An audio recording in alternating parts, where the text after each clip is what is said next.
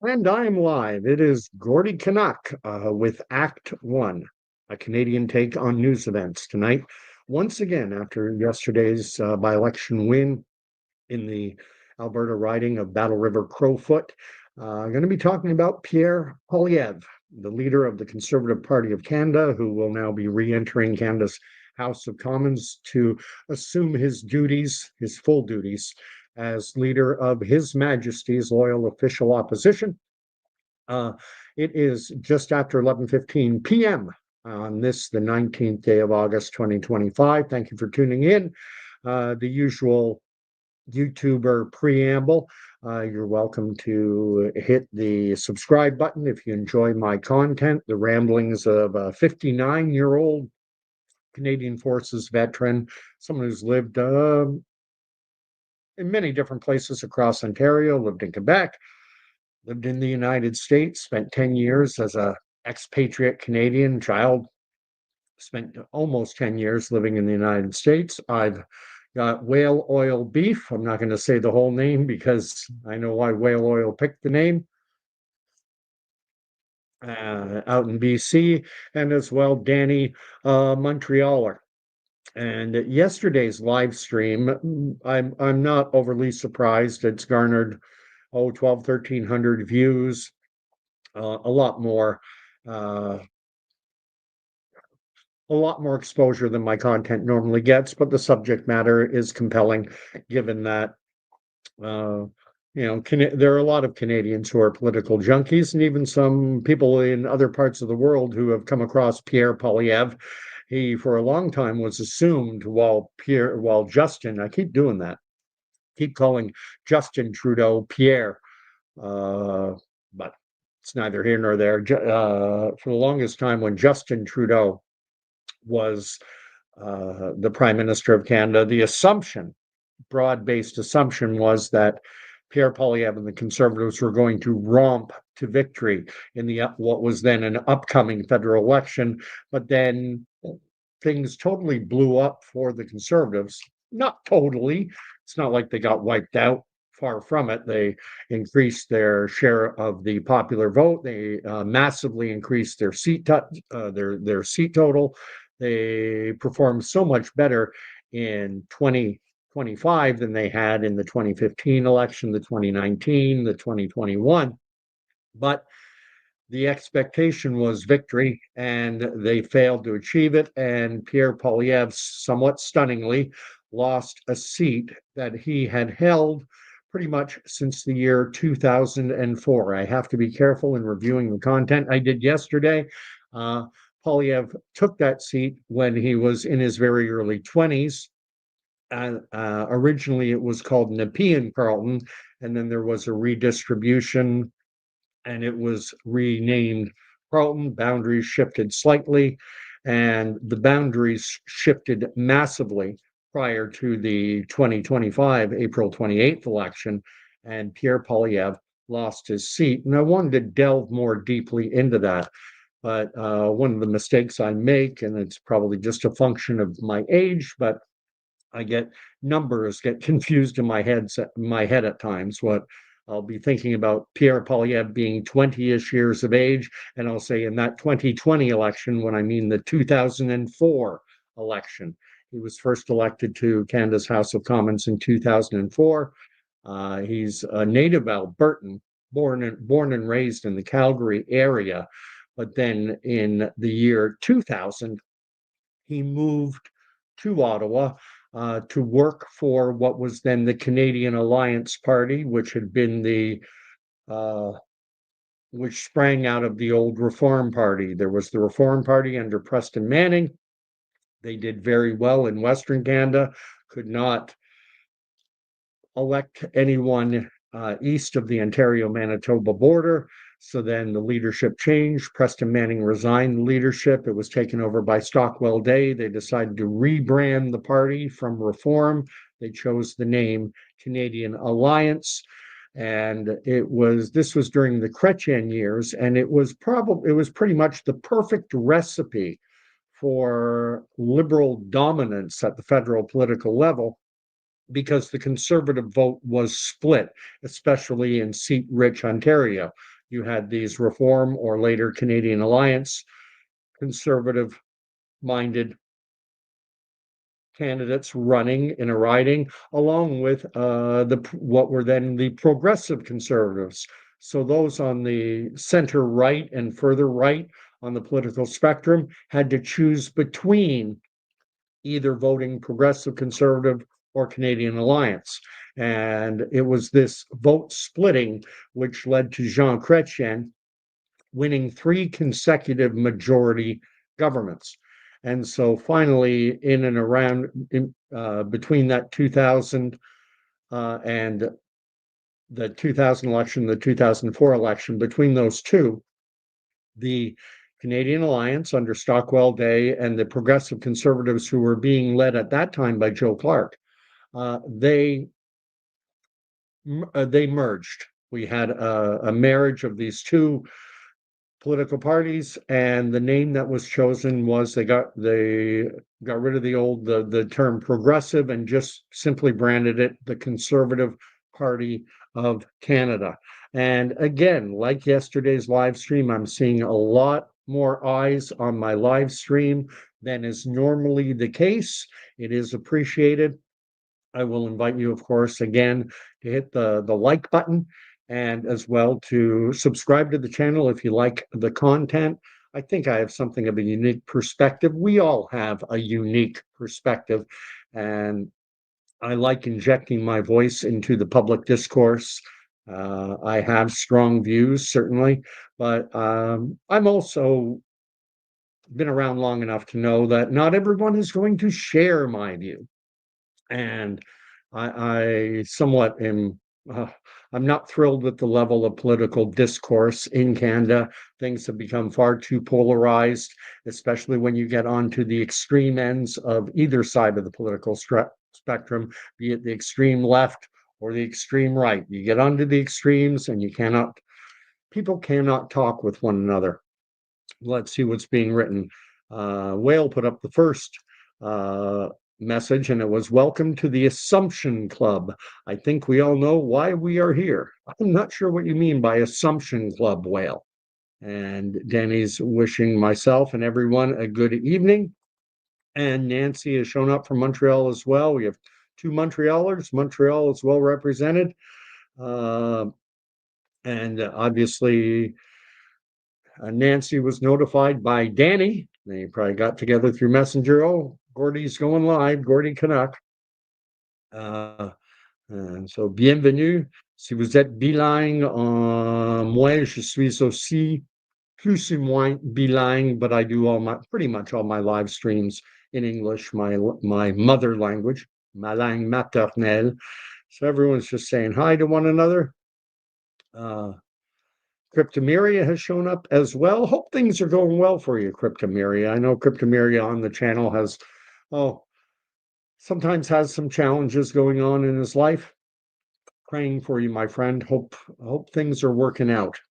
And so why in going through, I do my videos, my live streams, live and unscripted. And sometimes I go I'll start talking down a certain road and I fail to come back. And there were some points in yesterday's video where I started to address a point, but then went off on a tangent and never fully brought it back. And I wanted to kind of correct that, as it were, because we're in interesting times politically in Canada. And so one of the questions that I tried to address yesterday is, why did Pierre Poilievre lose his Carlton area riding? What was the cause of that loss? And like anything, I don't think there's any one simple reason. I think there's a multitude of factors in play here, and we can argue over which one has more dominance than the other. One was obviously, and I mentioned it yesterday, that they redrew the lines of his riding. In Canada, we call it, I believe it's called redistribution, most typically in Canada. In the United States, when they redraw congressional districts, they call it redistricting. And then that's if you support it. If you're in favor of what's being done, then it's called redistricting. If you don't like what's being done, then it is called gerrymandering. And within the context of the United States, it's a game that both the Democrats and Republicans play at, where they, if you're a Republican, you try and redraw the lines so that the Democratic side vote is more splintered, and you take heavy, a concentrated area of Democratic support, typically the large urban centers, and then you parcel it off and you attach different areas to more rural areas where those votes get swamped out. And the Democrats do the same thing. They each play the game of trying to draw the lines in such a way as to give themselves political advantage. Did that happen in Carlton? Is that did the Liberals redraw the lines to damage Pierre Poilievre's chances at winning his own seat? No, because in Canada, what we have is a federal agency called Elections Canada, and it is their job to draw the lines, to set up where the ridings are, otherwise known as electoral districts. So there's an arm's length. Now, does that mean that everyone who works at Elections Canada, that they are 100% completely nonpartisan and that they have no political bias on their own part? That can be argued. I look at the way in which Pierre Poilievre's riding, this Carlton riding, it's no longer his riding. It is represented in the House of Commons by a Liberal by the name of Bruce Fanjoy. But it was massively redrawn. My spitball guesstimate would be that roughly 25% of the people voting in 2025 in the April 28th election, that probably in and around 1 in 4 electors in that riding had never before voted in that riding. They had been in largely in Canada beforehand. And I think it speaks to Pierre Poilievre's skill as a politician and as a communicator, that he was able to go into Ottawa and run. He initially went to Ottawa in the year 2000, working as a staffer for the old Canadian Alliance Party, and then after the merger, in his very early 20s, he ran in the 2004 election in a riding. At that time, it was called Nepean Carlton, and managed to win what had been an incredibly what has always been. Ottawa is always very liberal friendly. It's a government town, a lot of people working for government agencies. And so big government spending is appreciated in Ottawa. And for a conservative to come in, and he's basically winning a seat in enemy territory. And how would he be able to do that? I think, again, it speaks to his skill as a politician, as a communicator. He could, being a backbencher, being not a prominent politician all the way back in 2004, he was able to focus his energies on that particular riding. And that means going door to door. That means doing community events. If there's a corn roast here or a fall fair there, whatever the case, he's out and about, he's pressing the flesh, he's getting face to face with the constituents. They're getting to know him as a person, not just a political figure. And I don't know Pierre Poilievre, never met him. All I know is his public persona. And I kind of see two sides to it. He does come across as very cold, calculating, very not very warm and fuzzy. But then I have seen attempts, certainly after he took on the leadership, attempts to kind of give him that, that warm, fuzzy side, which I genuinely do think he has. It's a complicated matter. There are public personas, there are private personas. So why did he lose? I think the redrawing of the map was significant, obviously, because you have a lot of individuals who have not met Pierre Poilievre. He wasn't their representative before, and they if you're living in Canada and you and your neighbors and your friends and your relatives, There's a significant number of people working for the federal government, and then you're hearing Pierre Poilievre talking about reducing the size of the bureaucracy, talking about defunding the CBC. Oh my gosh, people don't like that, especially in Ottawa. It's a it's a very status quo type of town. Let's just keep things the way they are. Let's not change anything. So that's one element, and that element ties into the second one, which is now he's the federal leader in 2025 for the first time in a federal election.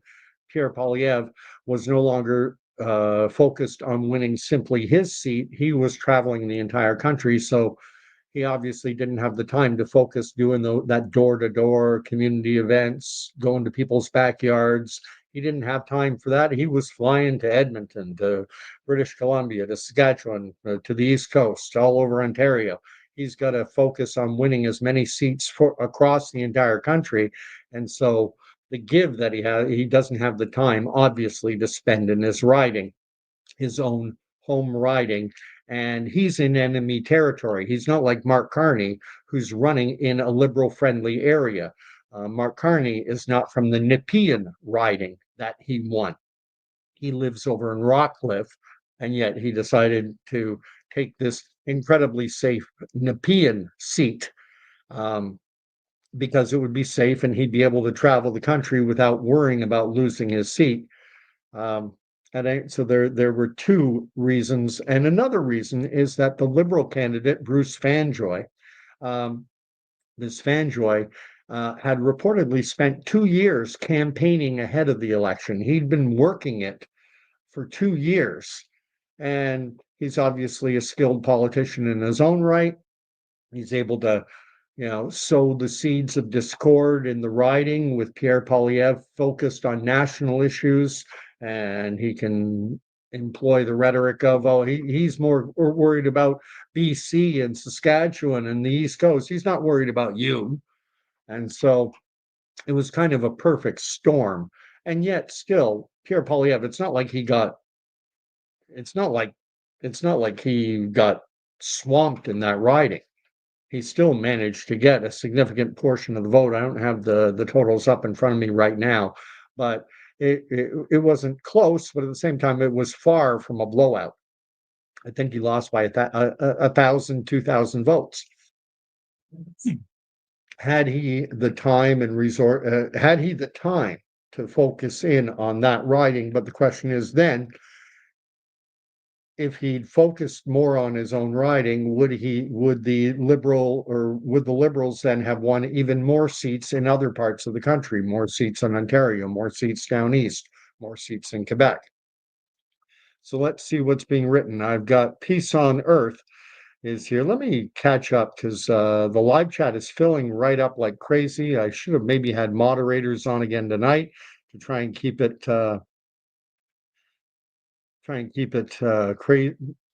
more reasonable, but whatever the case. Scripted live streams are boring because they do not allow for any leniency. All right. What else is being written? Peace on Earth is here and is saying that Pierre is a federalist with ambitions of becoming Canada's prime minister. I think that's a safe statement. Why would you run and become leader of a major Canadian federal political party I don't want to be prime minister? It's kind of oxymoronic. Losing Alberta's vote would destroy the CPC, the Conservative Party, as Canada's official opposition in Canada. Oh yeah, obviously the West, Alberta, Saskatchewan primarily, but also Manitoba and parts of BC. Western Canada, especially rural Western Canada, is ground zero for Conservative support. The former member of Parliament for this riding of Battle River Crowfoot, the one that Pierre Poilievre just won. Before him, it was Damien Kurek, who was only there shortly and then resigned his seat immediately to allow Pierre Poilievre to run and re-enter the House of Commons. But the individual who was there beforehand said something to the effect of, something like a bale of hay could run, or a three-legged dog could run in that riding and win. and I've said the same thing on this channel, rural Alberta, the way I framed it is that a bale of hay could win the riding, provided it's a conservative bale of hay, the same way, and I've said West Island, Montreal, Westmount, Outremont, West Island, Montreal, a fire hydrant would win a riding in West Montreal, provided that it is a liberal fire hydrant. And that's the way it goes. I did a little reading on this individual, Bonnie Critchley, and I also took in an interview that she had done with CBC News. She got a lot of, I wasn't aware of the degree of coverage that she was getting from the mainstream media outlets. And she had something of a hate on for Pierre Poilievre. And she's convinced that even winning the election, that his political career is over, that conservatives are going to, when they have their leadership review early in 2026, that he's going to be kicked to the curb and that he had no business coming to rural Alberta and running as, as a conservative, that the voters had chosen Damien Keurig and that he had basically thumbed his nose at them, and she was angry. She was not happy with the political framework in Canada. She identifies herself as center right, which interestingly enough, I also tend to think of myself as somewhat center right, although I think I'm definitely a little further right than she is. But in any case, the vote that she got 9.9% of the vote. She actually, Pierre Poilievre punched a little higher than he got, just over 80% of the vote. This Bonnie Critchley got darn near 10%, 9.9, and she actually got more votes than all the other non-conservative candidates combined. So if you took the Liberal NDP, Marijuana Party, Green Party, PPC Party, Christian Heritage Party, and then that slew of 200 odd independent candidates, part of the longest ballot committee trying to protest first past the post, took all of them together. They didn't have enough votes to surpass the total number of votes that Bonnie Critchley got. Quite something. Here, I'll share the final results because now they're known. I just have to bring it up. I've got it relatively easily accessible. So let's share the screen and you can see the final results from that riding.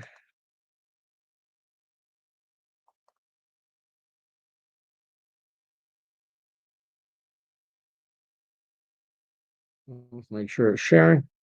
Yeah, sharing. Let's make it a little bigger. How does that look? Let's make it even bigger. It's nice and big. So as you can see, these are the final results, or darn near final. I think there's one poll that still hasn't been counted. Yeah, 285 of 286. I wondered, did they lose a polling box? But whatever the case, I'll take these as the final results. So we have Pierre Poilievre 40,548, which, as I say, is just over, it's 80 point something percent. Independent Bonnie Critchley got over 5,000, 5,113. And that was 9.9% of the vote. And if you took Liberal Darcy Spady, NDP Catherine Swampy, United Party of Canada Grant Abraham, 773. If you took all these other challengers to Pierre Poilievre and added them all together, all these independent candidates who got 3-4 votes, and then a whole boatload got 0. So you see all these guys with just 1. And then from Marthea Lee Ackroyd all the way down to some guy with Z, all the way, oh no, all the way down to Belinda Christine Young, they all got 0. But basically, if you took all the votes of everyone who was challenging Pierre Poilievre, and you combine them all, save for Bonnie Critchley's, all the other candidates wouldn't have had enough to even come in second. She did very well. So let me finish reading what, let me end sharing my screen. There we go. What's Peace on Earth writing? Losing Alberta's vote would destroy the CPCS. I already read all that. Okay. Danny is saying that Pierre lost the riding because 100 names were on the ballot. I forgot about that. And that's another reason for whatever reason, and I started to talk about this last night, but I didn't finish the thought. This longest ballot protest movement basically seeks to make ballots massive in scope so that it makes it very unwieldy for electors to go in and try and find their candidate's name. And during the 2025 April 28th federal election, did they target Justin Trudeau's old Papineau riding? Nope, didn't target him. The guy who had promised to end first past the post. Did they target the riding of Mark Carney, the sitting Prime Minister of Canada, who's made no mention of introducing electoral reform either? Nope, they didn't target him. They targeted Pierre Poilievre. And it's one of those things that make you go, is there an ulterior motive here where it's this whole idea of first past the post? Is this just a smoke screen to try and obfuscate things for Pierre Poilievre and make it harder for electors in his riding to elect him? Was it a targeted attack on Pierre Poilievre under the guise of, well, we want electoral reform? And I tend to lean in that direction because if it was genuinely about electoral reform, then target Justin Trudeau's Papineau riding. He's the one who made the commitment in 2015 to reform Canada's electoral process and bring in either a ranked ballot or proportional representation. He's the one who made that commitment, not Pierre Poilievre, no one else. So it kind of bugged me. What's Danny saying? So that is a good reason. And he's saying that that's the only reason, absolute confusion, which is what the Liberals wanted. It's still not that confusing. I mean, most people go into a polling booth or into the polling station, they know who they're voting for. How many individuals went in and were unable to find Pierre Poilievre's name on that large ballot with over 100 names? I have trouble believing that it was significant enough for him to lose the riding, for him to lose that local electoral district, but it's possible. And, we saw now on Monday, yesterday, he still managed over 80% of the vote. So, we have a number of factors. We have that long, confusing ballot, which contributed to him losing. Bruce Fanchoy, the Liberal candidate, had been campaigning for 2 years, getting out in front of people. You had the redrawing of the lines so that so many people had never had Pierre Poilievre as their MP before. And you combine all that together. And then also take note of the fact, of course, that the media has guns a-blazing at Pierre Poilievre on the national level. They're trying constantly to associate him with Donald Trump and propagandistic media coverage trying to build up Mark Carney and push down Pierre Poilievre for obvious reasons. Poilievre committed to reducing the size of the federal bureaucracy, the civil service in Ottawa. They're not going to like that. And to defund the CBC and to likewise do away with the way Trudeau brought in this subsidization where hundreds of millions of dollars a year are funneled to CTV, to Global, to the media, the mainstream media outlets in this country. And if anyone doesn't think money talks, I mean, if I'm working for Global News and my organization, CanWest, if their very survival is dependent upon government largesse, hundreds of millions of dollars are a little cut of that. I don't know how much CanWest Global gets. It's $400 million a year that are spread out across mainstream legacy media outlets. How much of that falls into the hands of CanWest? But it's not insignificant. I could lose my job if a guy like Pierre Poilievre gets elected. Is that not going to slant my coverage? of an election. I want the Liberals to win. I want the gravy train to continue. And so there are a number, basically something of a perfect storm to defeat Pierre Poilievre. And I'm here to say that it's not over yet. Pierre Poilievre has been wounded, but and he's lost a battle, but he hasn't necessarily lost the war yet. And his enemies are going to be going at him full bore. They want him gone. They want Aaron O'Toole type leader of the Conservative Party. They want the Conservative Party of Canada to pivot left and to become more like the Liberals. That's what they want. They want to shift the entire Canadian political landscape, and they want to move it more to the left. It's not left enough already. This conservative voice is just, this movement towards the right. It's been dealt a blow, but it's not dead. Far from it. And they want to drag things. They want to drag things even further to the left. And so, if they could get rid of Pierre Poilievre, that would be a huge victory. And then they would hope that the Conservative Party would pivot left, would elect someone more like Aaron O'Toole, more progressive, more touchy-feely, more rainbows and unicorns. And personally, I don't want that. That could lead me, an individual such as myself, to pivot back to the PPC. I mentioned in my last live stream, 2015, I did vote Liberal. I voted for Kim Rudd. She was the Liberal candidate in the riding that I live in. Northumberland, Peterborough South is my riding. Now, it too has been rebranded. The shift wasn't that big. It was maybe, a 10% change, 5%. It's now called Northumberland Clark. But Kim Rudd ran in this riding in 2015. I voted for her. However, post that election, after seeing the disaster that Trudeau was from 2015 to 2019, then I shifted. But I didn't like Andrew Scheer nor his successor, Aaron O'Toole, and I pivoted all the way over to the PPC. So anyway, let's see what more is being written.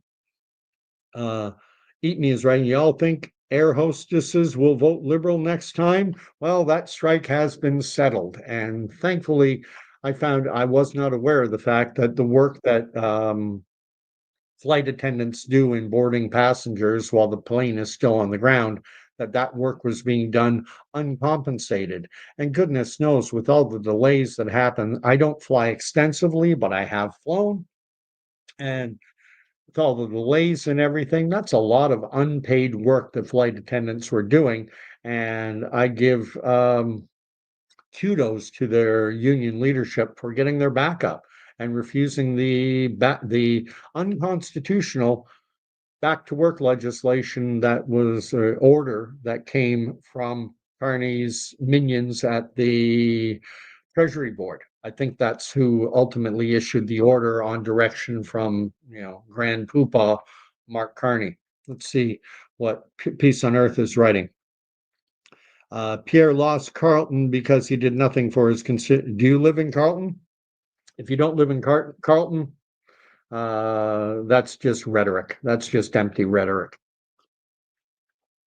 But we'll leave it there.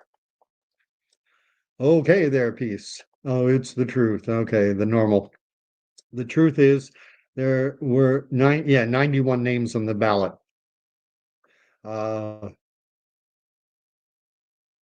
And on this, I ultimately, I think the length of the ballot in Carlton on April 28th, I think it was an issue, but I don't think it was a substantive issue.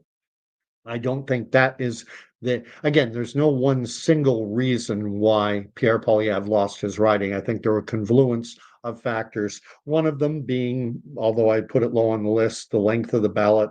Second one being Bruce Vanjoy having 2 years to focus in on the ground, has no parliamentary responsibilities. He can go out, he can muckrake, he can engage in gossip and everything else. So he's doing nothing for us. And lots of people have trouble troubles. And, if I was your MP, I'd do this and I'd do that. Yeah. Uh, that's the situation that it was in. But I think the biggest factor was the redistribution of the riding, bringing in so many people. But probably my guesstimate would be these Carlton area residents, not Carlton, but Canada. A large part of what had been the Canada riding was grafted on to Pierre Poilievre's riding, and they were used to having Liberal. Pierre Poilievre was something of an anomaly, a Conservative MP winning, I think, 4 elections in total, 4 or 5 elections in a Liberal stronghold. He's very much in enemy territory. Um, oh yeah, I love this. Skippy. Liberals are they're like Trump supporters. I mean, Trump loves to put names on people, and liberal-minded people, Skippy, he's Skippy, and it's brain dead, low resolution, double-digit thinking. I gave a stupid little nickname to him. Uh, it kind of fit because Pierre Poilievre is 40 odd, whatever, and he looks incredibly young, and the glasses and everything. He looks like a bit of a nerdlinger, a Skippy, type person. Um, I don't know how tall Pierre Poilievre. I don't think he's 6'3", 6'4". I think he's probably 5'10", 5'9". And so look at little Skippy. It's this brain dead liberal mindset, and you get it on the conservative side too. I mean, you'd have Rush Limbaugh, a famous American political commentator, since passed away. He engaged in this brainless jingoism all the time. Well, according to the spendocrats, and conservatives do it too with their, they'll call people, rather than liberal, they'll say libtard. I'm not a fan of, but that to my mind, that's what you get when you get on the extremes. You get into this moronic, low resolution, double digit IQ name calling, Skippy, he's Skippy, spendocrats, libtard, and that's not my preferred MO for meaningful political discourse and dialogue. What's Kevin Gibbs writing? Doesn't matter if there were 1,000 names on the ballot. Nobody voted for him because he's useless and all talk, no action. What action? When you're not the governing party, all you can engage in is rhetoric. I will cut funding to the CBC, but you can't do it unless you win power. I will end the subsidization of legacy media outlets in Canada, but you can't do it unless you win power. I will incentivize and create the conditions necessary to get infrastructure projects built, like Energy East or Northern Gateway. I'll get these pipelines going, but unless you're in power, you cannot affect it. It's like Trudeau. Trudeau said in 2015 in that election, he said, we'll run small deficits for the first 2-3 years. We'll invest in Canada, build up the infrastructure, but then we will reduce them. And by the time the next election comes, we'll restore fiscal balance. We will balance the budget by the end of our term. And hey, it sounded like a good promise. It's a good promise. Going to have some investment, going to borrow in the short term, but then we're going to pay it off in the long term. Great. Only problem is Trudeau didn't live up to his campaign rhetoric. He also promised, honest, open, transparent government. And then we saw what he did, interfering in a criminal proceeding against SNC Lavalin and numerous other scandals. He kept getting his wrist slapped by the ethics commissioner, accepting gifts from the Aga Khan, who runs a charity that receives money, giving out single source contracts to the WE charity, the WE charity that employed his mother and brother. All kinds of ethical scandals under the Trudeau Liberals, and for the latter part of his 10-year run as Prime Minister of Canada, from about 2020 onward, Mark Carney was serving as his senior advisor, jumping on board to a plane to go to China, as part of trade relations negotiations. And then Mark Carney took that opportunity to have taxpayers pay for him to go to the Bank of China and secure a $250 million loan for his American Brookfield buddies. and I say American, it's a Canadian company, but Mark didn't like being in Canada. So toward the end, just before leaving Brookfield to run for the leadership of the Liberal Party, Mark Carney sent a letter to shareholders urging them to let's close down the Canadian head office. Let's move to New York. We don't want to be in little backwater, stupid Canada. I'm a European. I'm part of the international community. I don't want to be stuck in crappy little Toronto. I want to be in a world, an important city. Let's move it down to New York. And then, so he sent that letter out and to the shareholders, urging them to move the head office, close down Toronto, move to New York. And the shareholders took Mark Carney's advice, and they did. What else is being written? Peace on Earth. The guy's all talk, no action. He's done nothing for Alberta for 20 years. He didn't represent Alberta for the last 20 years. For the last 20 years, he was representing Carlton. And a lot of Canadians appreciate what he was saying in the House of Commons, talking about, with his piece of wood and explaining how inflation works. And average ordinary Canadians understand this. Mark Carney thinks you can increase the money supply, quantitative easing, and with it having no inflationary impact. Now, ask people in the grocery store if there's been an impact due to these inflationary programs that have been brought in under the Liberals. Your $120 in groceries now costs you north of $200 in groceries. So let's go on. You got people laughing. Oh yeah, and Carney stole that election. There was the constituents in that Nepean riding had already elected a guy, Chandra Arya, and Carney, they basically just took it away from him. Said, no, our leader wants this riding. And Chandra, unlike Damien Carrick voluntarily gave up his seat. The Chandra Arya didn't volunteer. We're taking it from you. But that's the way they operate. Anyway, peace on earth. That's a fair, freeloading chump. They all are. Mark Carney. There's a tendency. There's a lot of cynicism about the entire political process, be it NDP, Liberal, Conservative, doesn't matter. There's a lot of cynicism out there about the political process, and unfortunately, it's because so often what happens is politicians don't do what they say they're going to do. Justin Trudeau had said he would balance the budget after his first term. He never did. He inherited, Stephen Harper had handed him a government where the books were balanced, as much coming in as is going out. And he had pledged we're going to run deficits at the beginning, first couple of years, but then we're going to restore balance. But he didn't live up to it. And some are willing to accept that. Others, it leads to the cynicism we see in so much political discourse. They're all a bunch of lying jerks. What's Kevin saying? He hasn't done anything for anyone except himself. His seat was paid for by the Conservatives. I don't know what you mean his seat was paid for by the Conservatives. As I said, you could run a bale of hay in that riding of Battle River Crowfoot, and a bale of hay would win so long as it is a Conservative bale of hay. Danny's of the opinion that Carney is working on dismantling Canada piece by piece. And right now we're in the honeymoon phase. The government hasn't done much.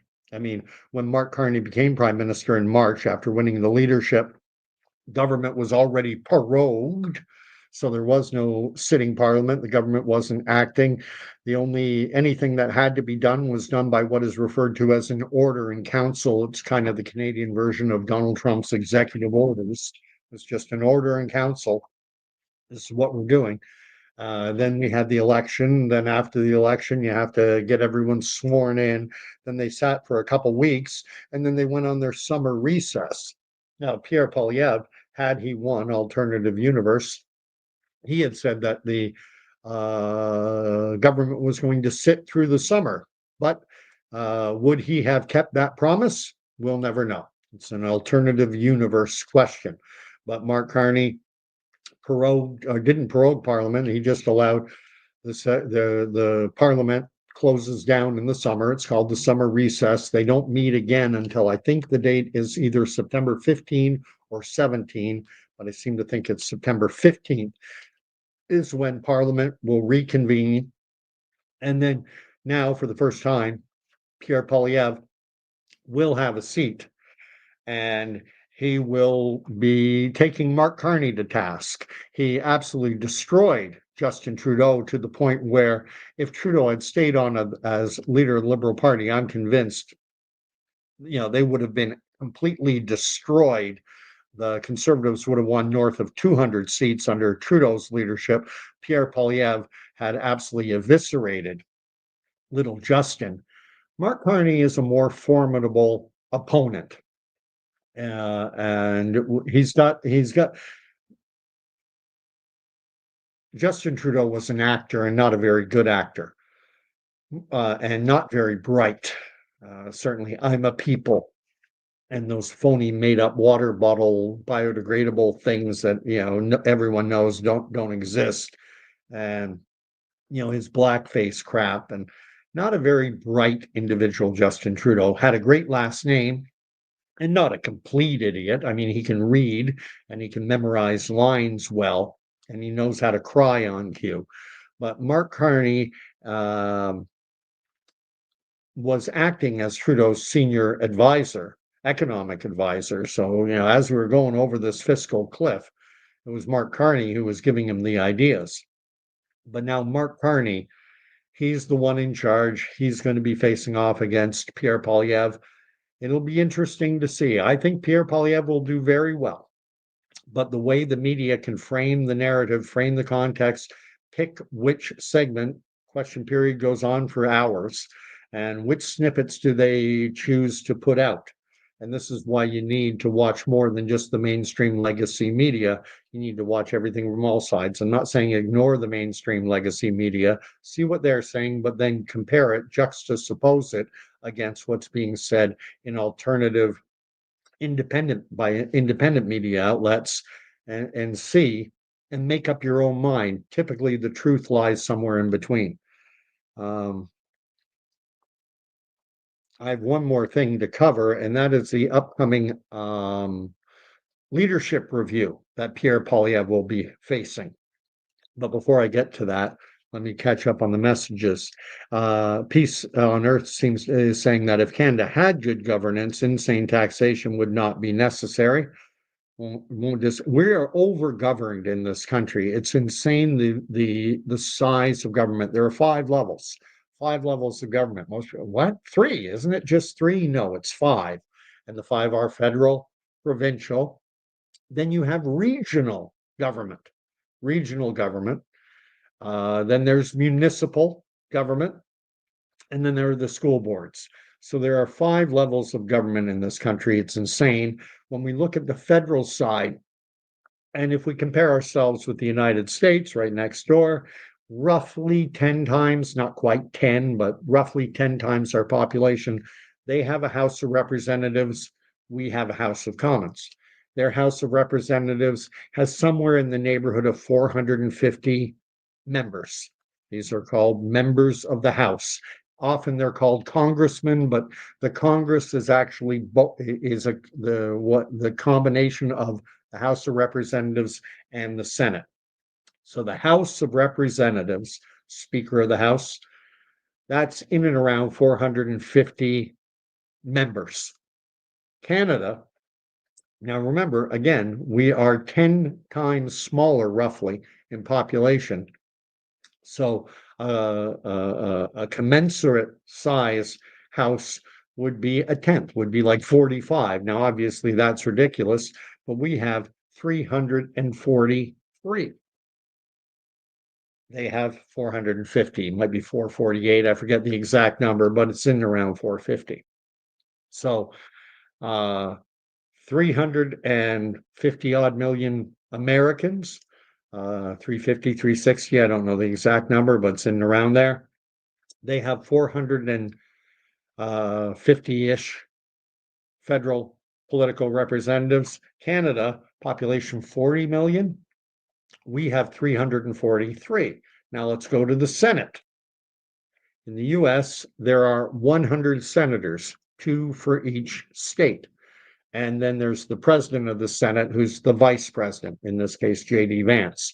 So you have a Senate with 100 members, and then you can make it 101. J.D. Vance, as president of the Senate, is the tie-breaking vote. If a vote goes down 50-50, he gets to break the tie. How big is Canada's Senate? 10? No, we have a bigger Senate than the United States. We have more than 100 senators. And then likewise, they have the president and we have a prime minister. The prime minister is basically, it's somewhat the equivalent of the Speaker of the House of Representatives in the United States. It's the individual who's the leader of the party with the most seats. Canadians, I haven't covered this for a while, but we don't directly elect our prime minister. The only people who voted for Mark Carney live in the riding of Ottawa-Nepean. They were the only people who voted for Mark Carney. Everyone else, if they wanted Mark Carney to be prime minister, they had to vote for a Liberal candidate. In my I can't even remember the name of the Liberal candidate in my riding, doesn't matter. But if you wanted to vote for Mark Carney in Northumberland Clark riding where I live, you couldn't vote for him. You had to vote for a Liberal. And maybe you hate that guy. Maybe you know him personally. Maybe you've had dealings with him before and thought, I don't like him. Well, you want Mark Carney to win, you have to vote for him. We don't elect our prime minister directly.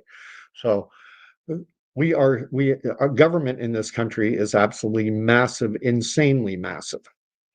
And they have the president. In point of fact, the equivalent to the president in the United States is our governor general. This woman, Simon, I think her name is. They've been changing so much lately. Simon. And she is actually the equivalent of the president, because in order for a bill in the United States to become law, it has to be signed by the president of the United States. It has to pass through the House of Representatives, has to pass through the Senate, then it's presented to the president, who is Donald J. Trump right now, and if he signs it, then it becomes law. If he doesn't sign it, that is referred to as a veto. I used to think that there was kind of a stamp and he would go on vetoing it. And no, the veto is simply omission of a signature, failing to sign it. Here's the legislation, sir. Will you sign this? Nope, not going to sign it. Throw it in the trash. That's a veto. In Canada, after our House of Commons passes a piece of legislation, it's then kicked over to the Senate. If the Senate passes it, it's still not law. It doesn't go to Mark Carney. It goes to the Governor General. The Governor General actually has to sign it. This is referred to as royal assent. And once the Governor General signs it, now it's codified. Now it's law. But if you ask most Canadians, I bet you a good chunk of Canadians, if you said, who has to sign a piece of legislation before it becomes formalized into law, and you listed Mark Carney, and then you listed the Governor General Simon, and then you listed a couple other names. I bet you a lot of people, probably a significant chunk, probably 30-40% would say Mark Carney, because we have we have this 51st state mentality. I find it rampant with liberals. They're focused on the United States as if we're the 51st state. Anyway, let's go on. Mods are to weed out excessive off-topic personal attacks, that sort of stuff. Okay. I should do it at some point. Peace on earth. No, I'm not a liberal. I do not believe in censorship. Peace on Earth is writing that 5 million Canadians need work. 2 million Canadians rely on food banks. 500,000 Canadians are homeless. More than 110,000 Canadians have died waiting for health care since 2018. Yeah, wonderful job that's been done by and we knew this was coming for the longest time. The baby boom population, I started hearing about this when I was in high school and university, and the fact that this baby boomer, they call the baby boomer generation was being called the pig and the python. And it said when the baby boomers start reaching their 60s, 70s, 80s, they're going to overwhelm the healthcare system. We need to make significant investments in healthcare. We need to expand capacity, and nothing was ever done. In fairness, healthcare is a provincial responsibility. We do have the Canada Health Act at the federal level, but delivery is on the provinces. And what did we always hear? We always heard things like, we are driving efficiencies. We're doing more with less. And so even before COVID came along, you would read in the paper about this hospital, that hospital, Hamilton, Toronto, Ottawa, 150%, 180% capacity, people being treated in chairs because there are no beds available. We're swamped. And why was this happening? Because the investments were not made in the healthcare sector, and because the population was getting older. And when people get into their 60s, 70s, 80s, this is when they start accessing healthcare massively at a much greater scale. Baby boomers are the front end of the baby boom is now pushing 80. That's the front end. So we got the baby boom population all in their 70s and 80s approaching end of life. And this is when the healthcare system is accessed, and no investments were ever needed. And actually, it's funny, COVID gave them an excuse to talk about what was already, it was strange. In COVID, I had a buddy of mine lives up around Maple, who had gone through arthroscopic knee surgery or something like that, and he developed a post-operative infection, needed to go to the hospital right in April, May of 2020, and he probably interrupted a TikTok dancing healthcare worker video because he said it was crickets in the hospital. Hospitals that had normally been overwhelmed were now deserted. And he said, I was able to go in and get registered and get looked at and checked out. And he was in and out, from the time he pulled into the parking lot to the time he pulled out, it's about an hour. And that was during what was supposed to be a global health crisis. It was never faster, never easier for Steve, my buddy. I had known since I was 12. But there are lots of problems in this country, and they're not being addressed. And peace on earth, absolutely. Go nuts. Canada's debt has surpassed GDP, gross domestic product. Are we not allowed to demand more from our politicians? How do we work our way out of this mess? Well, as I said, 10 or so years ago, 2015, when Harper left the prime minister's office, Canada's our budget was balanced. We were at a balanced budget. Then we got Trudeau, and he came in, promised small deficits to start, $10-12 billion, but then we'll get back to balance by the end of the term, by 2019. Liar. And it's been Katie bar the door ever since. The deficit has just kept growing and growing and growing, and we're told not to worry about fiscal matters because there are bigger concerns. We have to save planet Earth. We have to save planet Earth. We have to pay more in taxes so that the weather will be better. Don't get me going. Well, we'll get into it if you want. Climate change. Yeah, climate changes. The degree to which human activity affects it, that's debatable. Anyway, what's Peace saying? We're all here because we care about our country and our children's future. That's certainly a big impetus with myself. My youngest he's going into grade 7. What kind of country is he going to inherit? We've got governments that are focusing and spending goodness knows how many millions, maybe hundreds, maybe billions of dollars on promoting an ideology that we got to put rainbow flags everywhere. We can't house, we don't have enough jobs. We're not, you enumerated so many of the problems. And where's our government focused on? Being caring and loving and recognizing everyone's truth. Whatever your truth is, we're here to recognize it. It's insane, the world that we've devolved into. Wales writing that Romana, the self-proclaimed Queen of Canada could be a future name on the ballot. Yikes. Moonglow, whose name I haven't seen before. Your show is new to me. It's very good. Thank you. Thank you for showing up. I hope you will hit the like button and subscribe if you enjoy the content. We very, very bare bones, basic, just an old 59-year-old Canadian vet, left the military June of 2021. As I mentioned yesterday and many times before, it's because I wasn't going to roll up my sleeve and take an injection of something that had no long-term safety profile. That's one of the things I started to talk about yesterday and didn't finish my thought. In December of 2020, when the COVID vaccines were first given an interim authorization in the US, they called it an emergency use authorization. Health Canada, the term is interim use authorization, even though they haven't completed the clinical trials, even though this isn't fully approved, we're going to allow its administration anyway, because under the guise of an emergency. And I knew in December of 2020 that once it was authorized for use, that at some point members of the forces, the Canadian Armed Forces, that we would be ordered to take it. It would be required, and I wasn't willing to take it. I wanted to wait. I wanted there to be a year or two of data for things like safety, primarily safety. Is it safe to take? If it's benign, if it doesn't protect me, but it doesn't hurt me, well, then, you know, it's kind of, why not? I mean, no harm, no foul. But I wanted to wait and see, and I knew that it would be forced. So in December of 2020, I put in what is referred to as a voluntary release.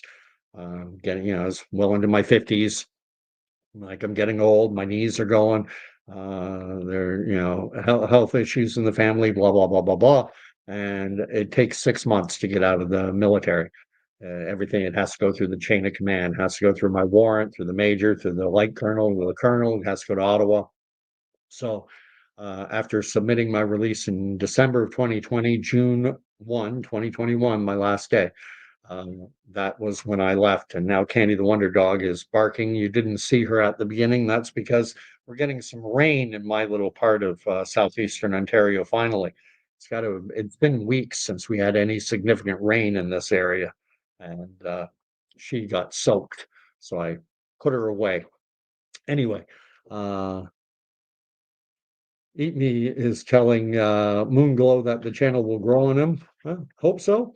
And Marion Baird is here saying, "You're right, angry man, he's waiting." That's in reference to something I must have said earlier, which I haven't caught up on. Yeah. And Eat Me is reminding everyone of Trudeau's favorite line about how the budget will balance itself. I'd forgotten about that. Didn't come immediately to mind. In fairness to Trudeau, what he said was, it's the government's job to create the conditions necessary for a thriving economy, and if you do everything right, then the budget will balance itself kind of organically. But he did say that little snippet got taken, and the budget will balance itself. And if he had balanced the budget, no one would have cared. But then it was 20 billion, 30 billion, 50 billion, 60 billion, 70 billion deficits. Just kept getting bigger and bigger and bigger and bigger. And here we are, where right now in Canada, we spend more just paying interest on the debt than we do on things like military, on things like infrastructure, on things like roads. Yeah, we've got so many needs in this country. Well, sorry, we got to pay the interest payments on. We got to make the minimum monthly payment, and so we can't. Sorry, Billy, I can't afford to buy you any new clothes because the minimum monthly payment on the MasterCard is more than my annual salary. That's the kind of situation that we've been foisted into, thanks to 10 plus years of liberal mismanagement under Justin Trudeau, with Mark Carney acting as for the last 5 years. He was the economic advisor. He was their big, we got Mark Carney advising us. That did a lot of good. Greg is writing, I wonder what gulag I'll be sent to. I was thinking that in spades during the COVID era when I refused the jab. And I was wondering, am I going to be put into an internment camp? Because Theresa Tam had done a video talking about the fact that there might be a need to separate us horrible unvaccinated people from the vaccinated. And she had done that in the years prior to COVID, talking about the potential for a pandemic viral outbreak, pathogenic outbreak, and saying that, we may have to take draconian measures. And it was being predicted as if this is coming, folks. This is coming. They kept saying there's going to be a pandemic. It's going to happen. It's not a matter of if, but rather when. And then the COVID bug came out. And I don't want to go down the whole COVID rabbit hole. To my estimation, COVID was the biggest psychological operation of my lifetime. And they learned a boatload about it. And they're taking the lessons they learned from COVID and they're going to apply it in the future to manipulate the Canadian and global population to get us to do their bidding. And I haven't spoken about it yet. I am a professing Christian, and I'm here to tell you that Jesus is the way, the truth, and the life. And if you're looking for truth from our political process, from political leaders, that includes, it's not just Mark Carney, Pierre Poilievre, Jagmeet Singh. I don't know who the NDP leader is going to be, but if you're looking for answers to this crazy upside down world that we're living in, and you're looking any place other than here, you are going to be deceived. And it's through getting into relationship with Jesus Christ that you can tap into the whole, you can be empowered. I don't want to say tapped into, that's watering it down too much. You can be empowered by the Holy Spirit to have a discerning mind and a discerning eye. Anyway, and Michael Fort is saying that he's got a long wait in store to be, I'm assuming you're talking about Pierre Poilievre becoming Prime Minister of Canada. I tend to agree with you. I think it will be a long wait. I think we're looking at 3+ years.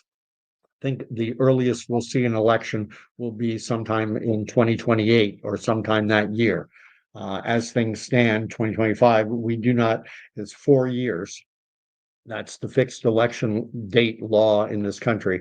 And so we're looking at, we have the election April 28th of 2025. So 2029 will be when it is required, spring of 2029. But my suspicion is that sometime in around 2028, there's potential, if Mark Carney and the Liberals see themselves ahead in the polls with a significant advantage with the potential to get a majority, that they might pull the plug early, go to the Governor General, ask her to, or him, if it's a him at the time, to dissolve our House of Commons and to call a general election. Let me just read this, and then I got to get on to my final point. Michael Fort is saying that I'm misinforming, blaming Trudeau for government borrowing because of COVID issues is wrong and unreasonable. If we were at a balanced budget in 2020, then that would be, you would be on the money. If we had a balanced budget, but we didn't have a balanced budget. We had a booming economy. Trudeau had come into power in 2015, 5 years before COVID. And his commitment was that for the first 2.5 years of that first 4-year mandate, that he would run deficits, but then by the end of the mandate in 2019, again before COVID, that the budget would be restored and we would have a balanced budget. Didn't happen. Did not happen. And now post-COVID, we just had that budget with Chrystia Freeland that caused her to basically throw Trudeau under the bus. And we're up around $60-70 billion a year. Went from balance to small to bigger and bigger, and it hasn't stopped. So it is completely fair if we had a balanced budget prior to COVID breaking out, as Trudeau had committed, fair enough, but we did not. So I am not misinforming. This is not misinformation, disinformation. Let me close that off. I want to get into the wrap things up, talking about the leadership review. Because Pierre Poilievre and his Conservative Party failed to form government after that April 28th vote, Poilievre became subject to an automatic leadership review. So what will happen? And it is slated to take place. I don't know if there's a fixed date for it yet, but it's going to happen January, February of 2026. So a few months from now. And what will happen is card-carrying members of the Conservative Party of Canada will be given an opportunity, they will be given a vote. Do you support Pierre Poilievre as leader of the Conservative Party? Yes or no? It's a binary choice. It's like gender, male, female, yes, no. Do you want Pierre Poilievre to continue on as leader of the Conservative Party? Yes or no? Then those votes are counted. And the way it tends to work is this. If he gets north of 70, I think we're safe. I think at that point will say, I've been given a strong endorsement by party membership to continue on as leader. End of story. The higher he gets, the better. Where things get dicey is if he's in and around 66, 67%. If there are a third of Conservative Party members who vote to have a leadership convention to replace him, then it gets dicey. The Constitution of the Conservative Party of Canada stipulates that he has to get at least 50% plus one, but in practice, 50% plus one is not enough. If you have half the party who thinks you should resign, or a significant portion, if 40% of the party thinks you should resign, you've only got 60% support. This is where it gets dicey. Famously, when it was the Progressive Conservative Party of Canada in and around 1980, in the early 1980s, the Conservatives were led by Joe Clark, and Joe Clark won an election against Pierre Trudeau in 1979, but his government was quickly defeated after a few short months when they introduced a budget. An election was called because that was a vote of no confidence. Pierre Trudeau's Liberals returned with a majority, and so Joe Clark faced an automatic leadership review. And what the leadership review came in, and as I recall, he had somewhere around 66, 67% support. He was right in this bubble area. Quiet, Candy. He was right in this bubble area. And Brian Mulroney, who was the president of the Conservative Party at the time, kind of the head of the administrative side, not the political side, Brian Mulroney counseled Joe Clark to call a leadership convention and to run and reestablish his leadership. He told him it would be, a good political move for you. You have roughly a third of the card-carrying members who don't support you. This is your chance to bring them on side. Joe Clark took Brian Mulroney's advice. I don't know if it was solely based on Brian Mulroney's advice, but that's the direction he went. Even though he didn't have to, he called a leadership convention. He ran to reassume leadership of the Conservative Party to maintain his hold on the leader's seat. And he lost to Brian Mulroney because after counseling Joe Clark to run again, to call leadership convention, and to use that as a vehicle to reassert your leadership of the party, after counseling him to do that, then Brian Mulroney decided to run against him. And by bringing in a large number of Quebec separatists, Brian Mulroney was able to defeat Joe Clark for the leadership, and then eventually became prime minister, won 2 consecutive majority terms. Anyway, as you can tell, I'm an old political junkie. I've been engaged in the political game and here's an interesting little factoid on a personal level. I have been engaged with both the NDP, the Liberals, the Conservatives, and even the PPC. So I'm not dogmatic in my political thinking. I have said many times in this channel that if Jody Wilson-Raybould was to become leader of the Liberal Party of Canada, I would probably I can't say definitively that I would vote Liberal if she was the leader. I can say I'd be leaning strongly in that direction. I like Jody Wilson-Raybould. She showed integrity. She showed backbone. When Trudeau was trying to get her to cave in and not prosecute Trudeau's SNC Lavalin buddies, she didn't cave to the pressure. And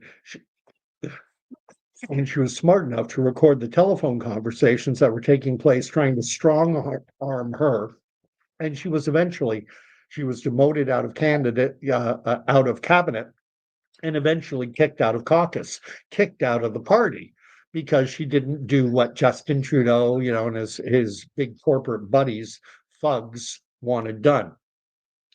And what's whale writing? Why don't we get to vote for the Governor General term? The Governor General, we're a constitutional monarchy, and the Governor General is the king or queen's representative in Canada. And so it's not an elected position. Constitutional monarchy, the head of the government of Canada, in point of fact, is King Charles. But obviously we can't have every piece of Canadian legislation having to go over to England, to Buckingham Palace, and for Chucky to sign every piece of legislation. So instead, his representative in Canada, being the Governor General, signs on his behalf, and that is referred to as royal assent. At any rate, man, I've been going on an hour and 15, going to keep this shorter than I kept my last one. That one went over 2 hours. But in terms of the upcoming leadership review, this vote that will be taking place early in the new year in 2026, that's up in the air. Will Pierre Poilievre, will he get enough votes so that for his leadership to be solidified, or not? And what I suspect we are going to see happening is that Pierre Poilievre is a threat to this liberal, progressive, crazy ideology. And the CBC, CTVs, globals of the world, the Antifa types, the extremist end of this Marxist ideology does not like Pierre Poilievre, because he's too effective at pushing back, and it's a growing movement. 2015, the Liberals were decimated.